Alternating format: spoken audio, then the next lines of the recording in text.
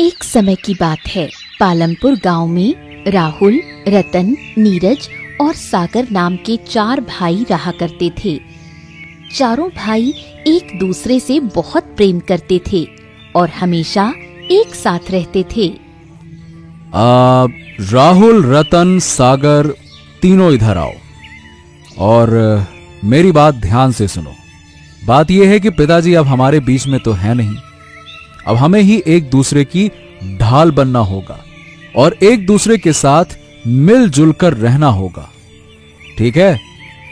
हाँ भैया, आप बिल्कुल ठीक कह रहे हैं। मैं आपकी बात से सहमत हूँ। हाँ भैया, आप चिंता मत कीजिए, हम सब हमेशा एक साथ रहेंगे।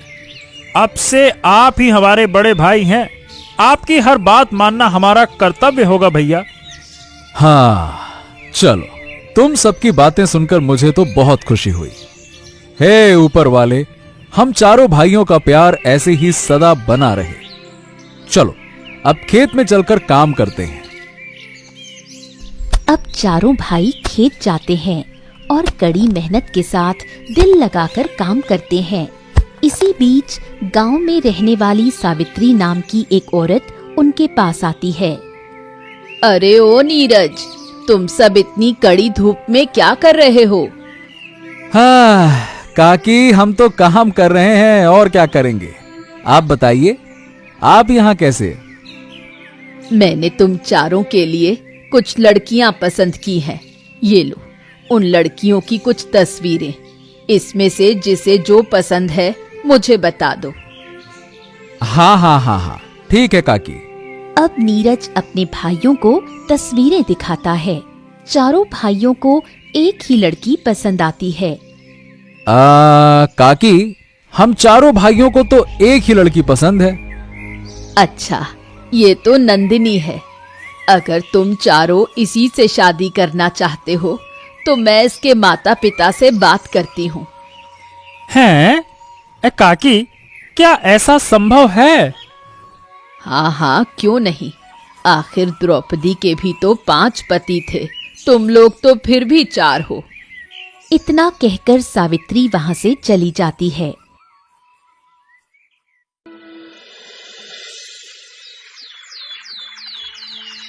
अगले दिन सावित्री उन चारों भाइयों के घर पहुंचती है। राहुल, रतन, नीरज, सागर, जल्दी से बाहर आओ। तुम लोगों के लिए एक बहुत बड़ी खुशखबरी है। अरे क्या हुआ काकी, क्या बात है? नंदिनी के घर वाले शादी के लिए मान गए हैं। वो जल्द से जल्द शादी करना चाहते हैं। मैंने 1 हफ्ते बाद का मुहूर्त निकलवाया है। अब तुम लोग जल्दी से शादी की तैयारी कर लो। ठीक है काकी, जैसा आप कहें। अब 1 हफ्ते बाद चारों भाइयों की शादी नंदिनी से हो जाती है। हाँ तो नंदिनी, अब तुम हम चारों भाइयों की पत्नी हो। हम चारों भाई वचन देते हैं कि तुम्हें कभी कोई कष्ट नहीं पहुंचने देंगे। हम तुम्हें हर वो सुख देंगे जिसकी तुम हकदार हो।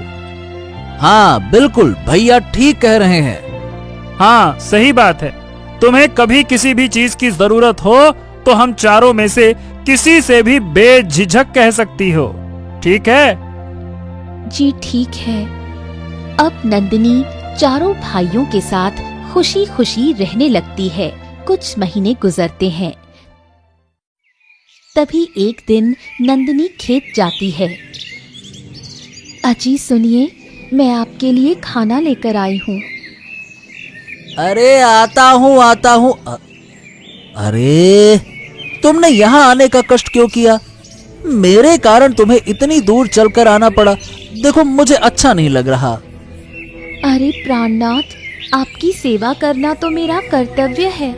मेरे होते हुए आप भूखे पेट काम करें, ऐसा मैं कभी होने नहीं दूंगी। अब नंदिनी राहुल को खाना खिलाकर वापस घर लौट आती है। शाम हो जाती है लेकिन राहुल अब तक घर नहीं लौटता। ओहो भैया, ये राहुल अभी तक घर वापस नहीं आया।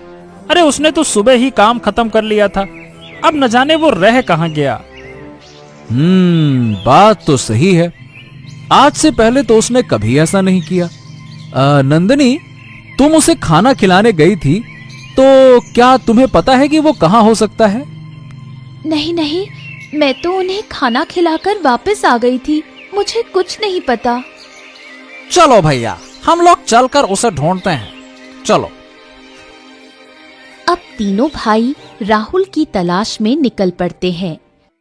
राहुल को ढूंढते ढूंढते तीनों एक घने जंगल के पास जा पहुंचते हैं। अरे रे रे रे रे रे, अब तो रात भी हो गई और राहुल का कुछ पता भी नहीं चला। न जाने मेरा भाई कहाँ चला गया, न जाने वो किस हाल में होगा। क्या बताऊं मैं, कहाँ चला गया। हाँ, कितनी देर हो गई उसे ढूंढते हुए, पर उसका कुछ पता नहीं चल पा रहा। चलिए भैया, घर चलते हैं, रात को इस सुनसान जगह पर रुकना ठीक नहीं है। हाँ, सागर ठीक कह रहा है भैया, चलिए चलते हैं, हम कल फिर से आ जाएंगे ढूंढने के लिए, चलिए। सागर की बात मानकर नीरज और रतन घर वापस लौट जाते हैं। राहुल के गायब होने के कारण नीरज रात भर सो नहीं पाता।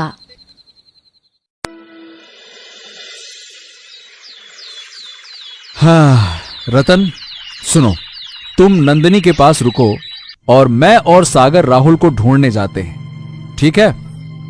अरे पर भैया, मैं भी आपके साथ चलता हूँ ना। अरे नहीं नहीं नहीं नहीं नहीं, बिल्कुल नहीं रतन, हमें न जाने कितना समय लग जाए, और यहाँ घर पे नंदिनी अकेले भी तो है, उसके साथ भी किसी एक का रहना जरूरी है, समझ गए? हाँ ठीक है भैया, जैसा आप कहें। अब नीरज और सागर राहुल को ढूंढने चले जाते हैं। इधर नंदिनी रतन के साथ घर पर होती है। अजी सुनते हो, खाना गरम है, आप बैठो, मैं खाना लेकर आती हूँ, फिर साथ मिलकर खाते हैं। हाँ नहीं नंदनी नहीं, मुझे भूख नहीं है। अरे जब से मेरा भाई गायब हुआ है, मेरी भूख प्यास सब गायब हो गई है। अरे आप चिंता क्यों करते हैं, वो जल्दी ही मिल जाएंगे, ऐसे भूखे रहने से तो वो मिलेंगे नहीं। चलिए खाना खा लीजिए, वरना मैं भी नहीं खाऊंगी। हाँ अच्छा ठीक है, मेरे कारण तुम भूखे रहो, ऐसा कैसे हो सकता है, चलो खाना खाते हैं। रतन ये कहकर अब खाना खाने लगता है। इधर नीरज और सागर राहुल को ढूंढते हुए कभी नदी किनारे तो कभी पहाड़ों की तरफ भटकते हैं, लेकिन उनको आज भी राहुल का कुछ पता नहीं चलता। हाँ, ये राहुल आखिरकार बिना बताए जा कहां सकता है? उसने पहले तो कभी ऐसा नहीं किया। समझ नहीं आता कहीं वो किसी खतरे में तो नहीं है। भैया सुनिए सुनिए सुनिए सुनिए, क्या आपको कुछ सुनाई दे रहा है? हैं? हाँ हाँ हाँ हाँ हाँ हाँ हाँ, जैसे कोई मंत्र पढ़ रहा हो, है ना? पर इस जंगल में कौन हो सकता है? चलो चल कर देखते हैं, क्या पता वहां राहुल हो। चलो। नीरज और सागर पास जाकर देखते हैं तो पेड़ के नीचे एक साधु बाबा तपस्या कर रहे होते हैं। अरे ये तो एक साधु बाबा हैं। चलो चलो चलो चलो, यहाँ से चलते हैं, हमें इनकी तपस्या भंग नहीं करनी चाहिए। चलो चलो चलो चलो। हाँ भैया, आप ठीक कह रहे हैं, चलो चलो। नीरज और सागर जैसे ही वापसी के लिए अपने कदम बढ़ाते हैं, वैसे ही साधु बाबा कहते हैं, रुक जाओ बच्चों, तुम दोनों यहाँ इस जंगल में क्यों भटक रहे हो? क्या तुम लोगों को कोई परेशानी है? नीरज साधु बाबा को सारी बात बताता है। तुम्हारा भाई कहीं गया नहीं, बल्कि उसे कैद किया गया है। कैद? क्या? पर साधु महाराज, ऐसा कौन कर सकता है? मतलब हमारी तो किसी से दुश्मनी भी नहीं है। ये काम किसी और का नहीं, बल्कि तुम्हारी पत्नी का है। क्या? ये आप क्या कह रहे हैं बाबा जी? भला वो ऐसा क्यों करेगी? क्योंकि वो कोई इंसान नहीं बल्कि एक चुड़ैल है, और वो आने वाले पूर्णिमा में इंसानों को खाकर अपनी भूख मिटाती है, समझे? नीरज और सागर ये सब सुनकर दंग रह जाते हैं। ओ, तो बाबा अब हम क्या करें? मतलब उस चुड़ैल से कैसे निपटें? हमारा एक और भाई उसके साथ घर पे है, ये तो बड़ा संकट हो गया बाबा। चिंता मत करो, निश्चिंत रहो। आओ मेरे साथ, आओ आओ आओ। अब नीरज और सागर दोनों साधु बाबा के पीछे जाते हैं। बाबा जी, आप ये हमें कहाँ ले आए हैं? एक तो ये जंगल सुनसान है। हाँ हाँ हाँ हाँ, बस तुम दोनों यहीं रुको। खुल जा सिमसिम, खुल जा सिमसिम। साधु बाबा के इतना कहते ही पास के पेड़ में एक दरवाजा खुलता है और उसमें से आवाज आती है। कहो, क्या मदद चाहिए? कहो नीरज बच्चा कि तुम्हें उस चुड़ैल को मारने का हथियार चाहिए। हाँ हाँ हाँ हाँ, अब हमें उस चुड़ैल को मारने का हथियार चाहिए, कहाँ मिलेगा? चुड़ैल को जादुई शस्त्र से मारा जा सकता है। अगर तुम्हें वो जादुई शस्त्र चाहिए तो मेरे एक सवाल का जवाब देना होगा। हाँ, सवाल का जवाब, ठीक है, मैं तैयार हूँ, पूछो जो पूछना है। हाँ, तो बताओ ऐसी कौन सी चीज है जो बिना किसी शस्त्र के लोगों के दिल पर वार कर सकती है? हैं? अब भला ऐसी क्या चीज हो सकती है? हाँ हाँ हाँ हाँ हाँ हाँ, जुबान।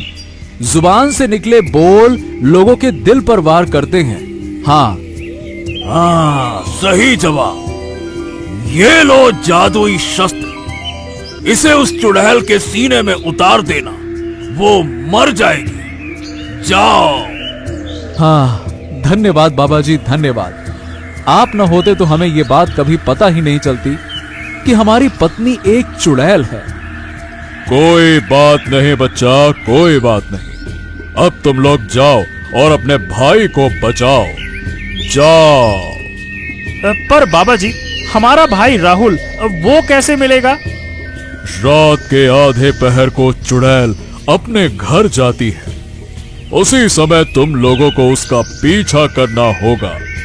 तुम्हारा भाई तुम्हें उसी के घर पे मिलेगा, समझ गए?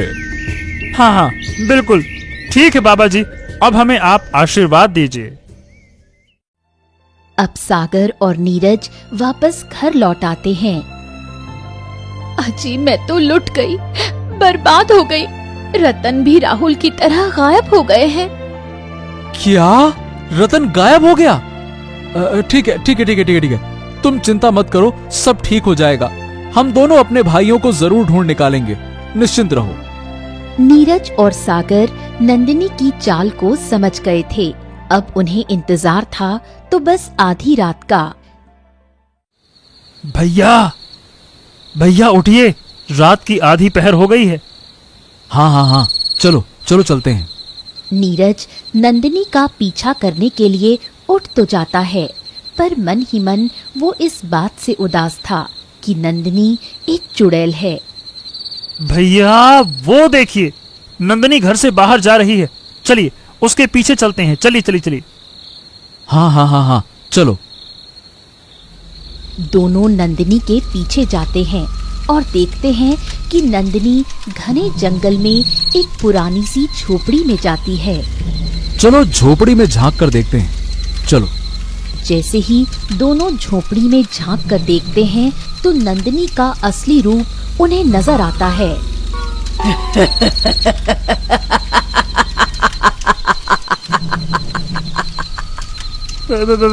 भैया, ये तो अपने असली रूप में आ गई। बाबा जी ने तो सही कहा था कि ये एक चुड़ैल है। ये तो कितनी भयानक है। यकीन नहीं आता कि आज तक हम इस चुड़ैल के साथ रह रहे थे।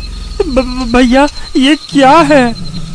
सागर, वो देखो, हमारे भाई राहुल और रतन। चलो उन्हें छुड़ाने चलते हैं, चलो। अब दोनों भाई झोपड़ी के अंदर जाते हैं। तुम दोनों यहाँ कैसे आए? तुम्हारा पीछा करते हुए आए हैं। तुम्हें क्या लगा कि तुम्हारा सच हमें कभी पता नहीं चलेगा? हाँ? तुमने हमारे प्रेम का नाजायज फायदा उठाया। हम कभी सोच भी नहीं सकते थे कि तुम एक चुड़ैल निकलोगी। छोड़ दो मेरे भाइयों को और चली जाओ हमारी जिंदगी से। ऐसे कैसे छोड़ दूं? अब तुम लोगों को मेरी असलियत पता चल ही गई है, तो मैं तुम लोगों को भी कैद कर लेती हूँ।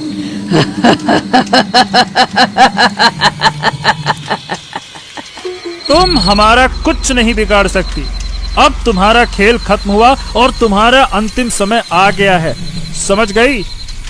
तुम मामूली इंसान मेरा कुछ नहीं बिगाड़ सकते।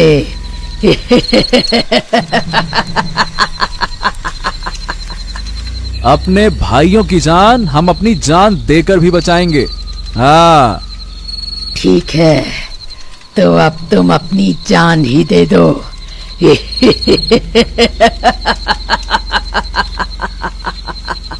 चुड़ैल ये कहकर अब नीरज पर अपनी शक्तियों से वार करने लगती है। नीरज चुड़ैल के वार से बचते हुए उसके पास जाता है। भैया, ये लो जादुई शस्त्र, मार दो इस चुड़ैल को। लो। नीरज बिना देरी किए जादुई शस्त्र चुड़ैल के सीने में उतार देता है। ये क्या किया?